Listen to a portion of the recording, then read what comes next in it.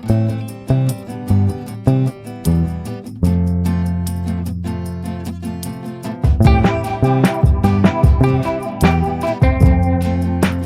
everyone, my name is Dr. Yonit Arthur. I'm an audiologist and strength coach, and I specialize in vestibular disorders. Welcome to my channel, The Steady Coach. Today we're going to be talking about part one of a two-part series on the topic of setbacks.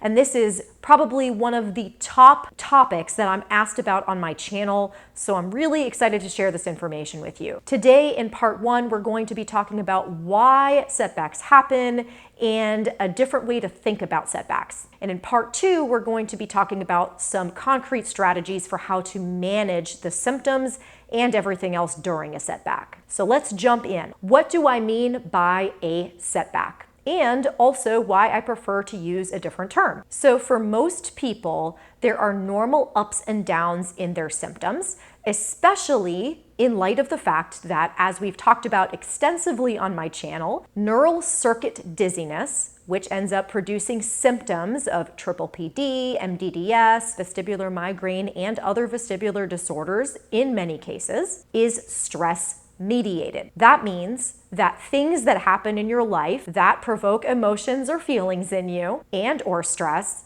have the potential to make your symptoms go up and down. And this is something you probably noticed even before you knew about neural circuit dizziness, but you're probably even more aware of now that you understand you have neural circuit dizziness. And to learn more about what neural circuit dizziness is and isn't, of course, you can see the video description below for some videos that go into depth on this whole topic. So you've bought into the idea that you have neural circuit dizziness, or you have clear evidence for yourself that you might have it. You started practicing some of the techniques that I talk about on my channel. You started getting better, and then suddenly the symptoms got worse again, and you freak out. So your immediate thought is to run to YouTube, and now I have a video for you to watch when this happens. And the reason I say when this happens is because it happens to everybody. Recovery from chronic dizziness symptoms is never a linear process. I have yet to meet a single person who just got better and that was the whole story. It seems to me that pretty much everyone I've ever seen recover goes through a series of ups and downs. What tends to happen is that over time, the ups and downs become less extreme and the downs last for less time. However, that doesn't make them any more pleasant when they happen. So the most important thing to know here is that if you're here because your symptoms got worse during your recovery process, you are still on the right track, and this is a completely expected part of your recovery process. And this is why I don't like the term setbacks, because setback implies that you're not actually still recovering, that you've taken a whole bunch of steps backwards and now you're back where you started. But you're not. Ups and downs are a much more accurate way of describing this, because even though the symptoms may be terrible and may be coming back and may be intense, you are still better off than you were before, just knowing that there is something that you can do about this. Just having some acceptance of the idea that this is neural circuit, this is stress related, that this is emotion related, and that you have the power within you. You are empowered to make changes to get better, is already better than where you were before. I know it might not feel that way physically, but I would encourage you to think of this as a blip or a down in your recovery process, but that you're still moving forward in it. This is not steps back. This is just a dip. So now let's talk about some of the reasons why setbacks are so very common, or really universal, during the recovery process. The first reason is actually very simple. Your brain learns new things to keep you safe from danger. So your brain's ultimate goal is to make sure that you stay alive. When it learns something new, especially about something scary or threatening, it's going to keep that memory for a while. So the day that you learn that your dizziness is the result of a threat response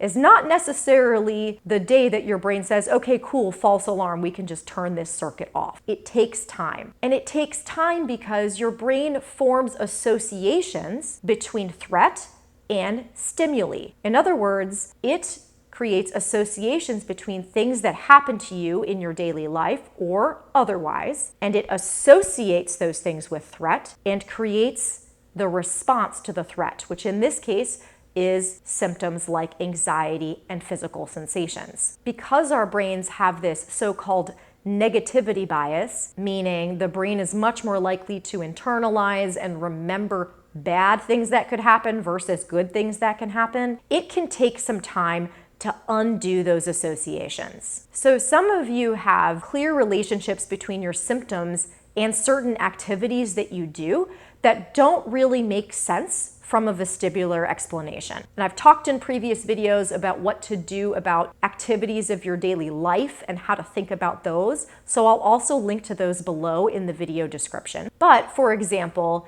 it doesn't completely make sense that people would have predictable fluctuations of dizziness throughout the day. For example, I've had patients or clients who've said their symptoms suddenly get worse when they get home at the end of the day, or that their symptoms always are terrible in the morning and that get better later on in the day. We could probably find some potential physiological explanations for why this might be, but most of the time, the explanation is that the brain has some association between those times and threat. Sometimes there's a deep emotional reason, and sometimes it's just a simple brain association in the sense that your brain is used to thinking of this particular activity or time as threatening, and it's going to just take it time to realize that that activity or time of day is not threatening anymore. And that process will generally happen naturally through exposure. So the more you do the things that provoke the symptoms, the better your brain will be able to differentiate between situations that are truly threatening and that don't really produce actual danger. But that leads me to the emotional cause that I was just talking about. So the big reason that ups and downs tend to happen is that the emotional stuff that's underlying the symptoms in the first place is not fully resolved yet. And like everything else in our lives, nothing stays constant all the time. Meaning, if there is some kind of emotional distress that you're experiencing, it's not going to be here all the time. It's going to come up and down depending on what's happening in your life. And then, to make things more complicated, if the source of emotional distress occurred a long time ago, it may be getting triggered by similar events now that aren't necessarily exactly like the old events back then. So let me give you some examples of what I mean by this. For the first case, in which current emotional distress is causing your symptoms, say you have anger or resentment toward a member of your family. You're not with that person having them do things that make you angry and resentful 24 hours of the day. That's going to ebb and flow depending on what's happening in your daily life. And therefore, the brain's response to those emotions, which again is that threat response to emotions that we don't feel are acceptable or we don't like, or we have found in the past are dangerous, that is also going to fluctuate up and down accordingly. And an example of the second situation, in which a situation from long ago is the source of the distress, say you grew up with a parent who was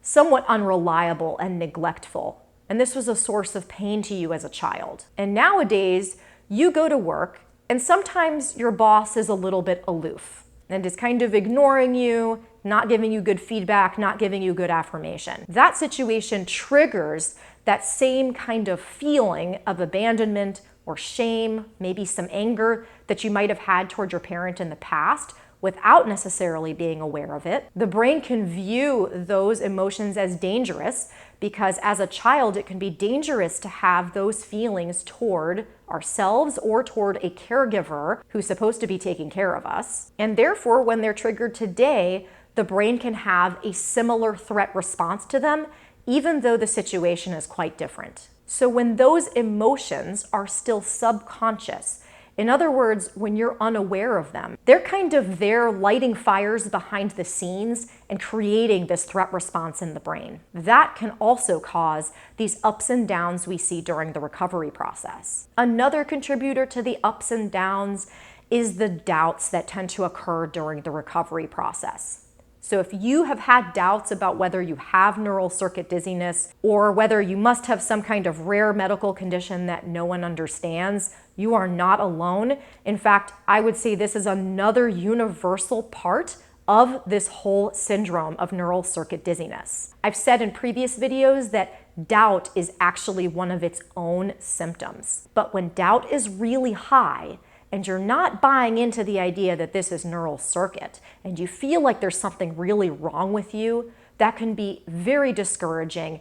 That discouragement can make you feel threatened, like, oh my gosh, I'm never gonna get better, and that can also increase symptoms. And finally, plain old life stress can be a contributor to the ups and downs. It's not that you can't handle stress, it's that your brain's current coping mechanism for stress is symptoms. I like to say that it's not that people who have dizziness can't cope well with stress, it's the opposite. It's that they tend to cope too well, and it becomes the default coping mechanism. And again, all this is happening on an automatic level behind the scenes. This isn't something you're doing to yourself. But when you're in the process of recovering from neural circuit dizziness, even just plain old periods of stressful time can cause that threat response to increase, and then that can increase the symptoms as well. So for most people, all of the factors that I just described are somewhat contributing to the ups and downs that they're having during their recovery process. So I just want to reassure you, this doesn't mean you're not going to get better. This doesn't mean it's never going to go away. It means you're a human being who's recovering from chronic dizziness. So focus on those 4 things. See if you can figure out which one of those is the major contributor to your ups and downs. And in the next video in this series, we're going to talk about some tools you can use to address these. I hope that was helpful for you guys. And again, as always, if this video was helpful for you, please share, please like, please subscribe, and comment below with questions or comments. I'll talk to you guys soon.